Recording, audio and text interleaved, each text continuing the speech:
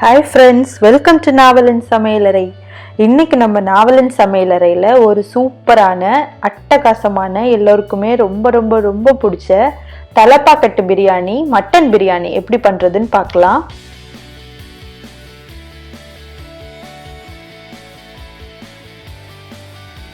முதல்ல நான் இன்னைக்கு 1/2 கிலோ மட்டன் எடுத்திருக்கேன். அதை நல்லா கழுகி நம்ம இன்னைக்கு ப்ரெஷர் குக்கரில் வேக வைக்க போகிறோம். அது கூட 1/4 டீஸ்பூன் மஞ்சள் தூள் சேர்த்துக்கலாம். அப்புறமா கொஞ்சமா கல்லுப்பு சேர்த்துக்கலாம். உங்ககிட்ட கல்லுப்பு இல்லைன்னா நீங்க தூளுப்பு கூட சேர்த்துக்கலாம். அப்புறம் 2 டேபிள் ஸ்பூன் இஞ்சி பூண்டு விழுது சேர்த்துக்கோங்க. மட்டனுக்கு இஞ்சி பூண்டு விழுது எப்பவுமே கொஞ்சம் கூடுதலாக தான் சேர்த்துக்கணும். அப்பதான் அந்த வேகும்போது அந்த ஸ்மெல் போயிடும். அப்புறம் தேவையான அளவு தண்ணி சேர்த்து இதை ஒரு 8லேருந்து 10 விசில் வரைக்கும் வேக வச்சுக்கோங்க. இது வேகிற இந்த டைம்ல நம்ம இதுக்கான அந்த சின்ன வெங்காயம் பேஸ்ட் எல்லாம் ரெடி பண்ணி வச்சிடலாம். அதுக்கு நான் இன்னைக்கு 10 சின்ன வெங்காயம் எடுத்திருக்கேன். நம்ம இதுல பெரிய வெங்காயம் எதுவுமே சேர்த்துக்க மாட்டோம், இந்த சின்ன வெங்காயம் மட்டும்தான். அதனால கொஞ்சம் அதிகமாவே சேர்த்துக்கலாம். அப்புறம் 4 பூண்டு, கொஞ்சமா இஞ்சி, 2 பச்சை மிளகாய் சேர்த்துக்கோங்க. சேர்த்து இதை நல்லா மையா அரைச்சு வச்சுக்கணும். பாருங்க, இந்த மாதிரி நல்ல ஒரு பேஸ்டா இதை அரைச்சு எடுத்து வச்சுக்கலாம். அடுத்ததா இதுக்கான மசாலா ஃப்ரெஷ்ஷா ரெடி பண்ணிடலாம். அதுக்காக 2 டீஸ்பூன் மிளகு சேர்த்துக்கோங்க. இது கூட 3/4 டீஸ்பூன் ஜீரகம் சேர்த்துக்கலாம். அப்புறமா 1 டீஸ்பூன் பெருஞ்சீரகம் சேர்த்துக்கலாம்.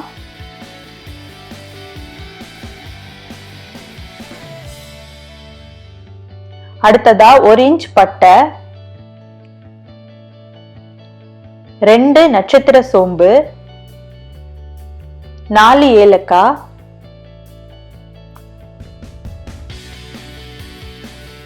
அப்புறமா 8லேருந்து 10 கிராம்பு சேர்த்துக்கலாம். இதை மிதமான சூட்லயே வச்சு சேர்த்துக்கோங்க, இல்லைன்னா கருகிரும். அப்புறமா 1 பே லீஃப் சேர்த்துக்கோங்க. கொஞ்சமா கற்பாசி சேர்த்து இதை லேசா வதக்கி எடுத்துக்கலாம். இது 1 நிமிஷம் நீங்க நல்லா வறுத்து எடுத்துக்கணும், அடி பிடிச்சிக்காம வறுத்துக்கோங்க. இப்போ இது நல்ல கூலானதும் இதை ஒரு மிக்சி ஜார்ல போட்டு நம்ம நல்ல மையா அரைச்சு தனியா வச்சுக்கலாம். பிரியாணிக்கு இப்படி ஃப்ரெஷ்ஷா அரைச்சு சேர்த்துக்கும் போது அது இன்னும் டேஸ்ட் நல்லா இருக்கும். அப்புறமா ஒரு பாத்திரத்துல கொஞ்சமா வெஜிடபிள் ஆயில், அது கூடவே 3 டேபிள் ஸ்பூன் நெய் சேர்த்துக்கோங்க. அடுத்ததா இந்த எண்ணெய் எல்லாம் நல்லா காஞ்சதும் அது கூட சின்ன வெங்காயம் அரைச்சு வச்சிருக்க பேஸ்ட் அதையும் சேர்த்துக்கலாம். சேர்த்து இதை நல்லா வதக்கிக்கோங்க. இந்த எண்ணெய் இதுல இருந்து பிரிஞ்சு வரும், அந்த அளவுக்கு நல்லா வதக்கிக்கணும். பாருங்க, வெங்காயம் நல்லா வதங்கிடுச்சு. அந்த டைம்ல 1 கைப்பிடி அளவு கொத்தமல்லி இலைகளும், ஒரு 10லேருந்து 15 புதினா இலைகளையும் சேர்த்துக்கலாம். இதையும் நல்லா வதக்கிக்கோங்க. அந்த எண்ணெயில இந்த புதினா கொத்தமல்லி இலைகள் நல்லா வதங்கணும்.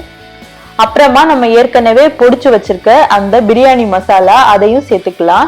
நான் 2 டீஸ்பூன் இப்ப சேர்த்திருக்கேன். தேவைப்பட்டா அப்புறமா சேர்த்துக்கலாம் அதிகமா. இதையும் நல்லா வதக்கிக்கோங்க. இந்த மாதிரி அடி பிடிச்ச மாதிரி தான் இருக்கும், அதுல இஞ்சி பூண்டு பேஸ்ட் இருக்கிறதுனால நம்ம தண்ணி எல்லாம் சேர்த்து வேக வைக்கும் போது இதெல்லாம் வந்துடும். இப்ப இந்த எண்ணெயில மசாலா எல்லாம் நல்லா வெந்ததுக்கு அப்புறம் அது கூட 3 டேபிள் ஸ்பூன் தயிர் சேர்த்துக்கோங்க. இதுக்கு நம்ம தக்காளி, வெங்காயம் எதுவுமே சேர்த்துக்க மாட்டோம். அப்ப இதுக்குள்ள புளிப்பு இந்த தயிர்ல இருந்தும் எலுமிச்சம்பழத்துல இருந்தா நமக்கு கிடைக்கும். அதனால நம்ம 3 டேபிள் ஸ்பூன் வரைக்கும் தயிர் சேர்த்துக்கலாம். அப்புறம் 2 டீஸ்பூன் மிளகாய் தூள் சேர்த்துக்கலாம். எனக்கு காரம் கொஞ்சம் கம்மியா தான் இருந்தது, உங்களுக்கு காரம் அதிகம் தேவைன்னா நீங்க இன்னும் சேர்த்துக்கலாம் மிளகாய் தூள். அப்புறம் 1/4 டீஸ்பூன் மஞ்சள் தூள் சேர்த்துக்கோங்க.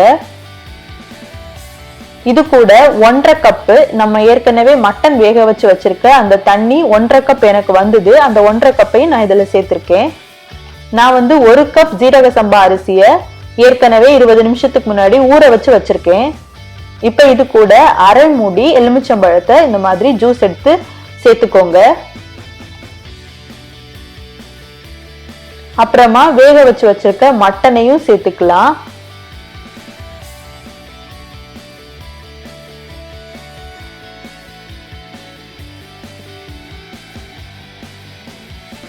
இதுவரைக்கும் நம்ம இதுல உப்பு எதுவுமே சேர்த்துக்கல, ஏன்னா மட்டன் வேக வைக்கும் போதே உப்பு சேர்த்திருந்தோம். அதனால இது நல்லா கொதிச்சதுக்கு அப்புறமா இதுல டேஸ்ட் பண்ணிட்டு உப்பு தேவைப்பட்டா எக்ஸ்ட்ரா சேர்த்துக்கலாம். இப்போ மட்டன் எல்லாம் சேர்த்துட்டோம்.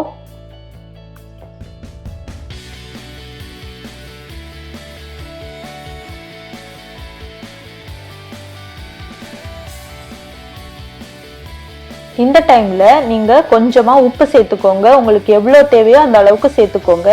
நீங்க இதை டேஸ்ட் பண்ணும்போது உங்களுக்கு உப்பு கொஞ்சம் கூடுதலா இருக்கணும். அப்பதான் அந்த அரிசி சேர்த்து அது வேக வைக்கும் போது உங்களுக்கு கரெக்டா இருக்கும்.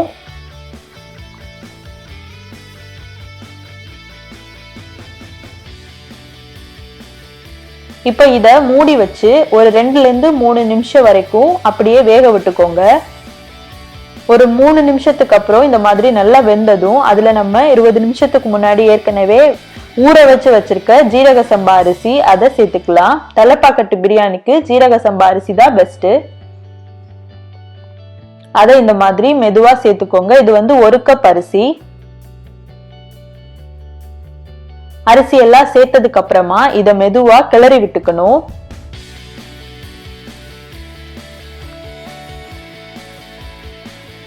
நான் வந்து ஏற்கனவே மட்டன் வேக வச்ச தண்ணி 1.5 கப் சேர்த்திருந்தேன். அதனால இப்ப வந்து மீதம் ஒரு 1/2 கப் வந்து நான் வெறும் தண்ணி சேர்த்துக்கிறேன்.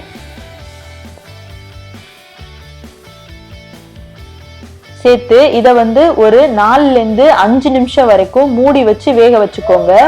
பாருங்க, 5 நிமிஷத்துக்கு அப்புறமா இந்த மாதிரி சாதம் வெந்து மேல தெரிய ஆரம்பிக்கும். இந்த டைம்ல நீங்க கொஞ்சமா கொத்தமல்லி, கொஞ்சம் புதினா சேர்த்து நம்ம வந்து கொஞ்சம் நெய்யும் சேர்த்துக்கலாம். கூடவே சேர்த்துட்டு இதை வந்து தம் பண்றதுன்னா தம் பண்ணிக்கலாம். இல்ல குக்கர்ல வேக வைக்க போறீங்கன்னா இந்த டைம்ல நீங்க இதை மூடி ஒரு 10 நிமிஷம் வேக வச்சுக்கோங்க.